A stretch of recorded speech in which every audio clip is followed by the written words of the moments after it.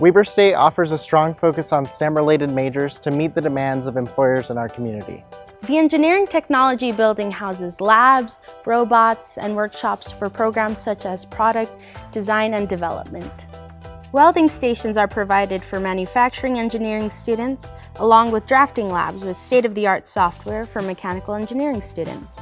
Concept Center is a proving ground for students to work on industry-sponsored projects under the direction of mentors. This hands-on experience will help you better prepare to meet the demands of the modern workforce.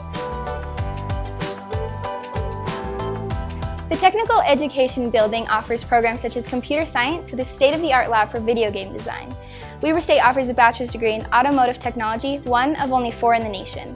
The Automotive and Science Technology Center allows a hands-on opportunity to work on modern vehicles. Professional sales, housed in this building, is the only 4-year sales program of its kind in the nation. The Lynn Lecture Hall is one of our most unique buildings.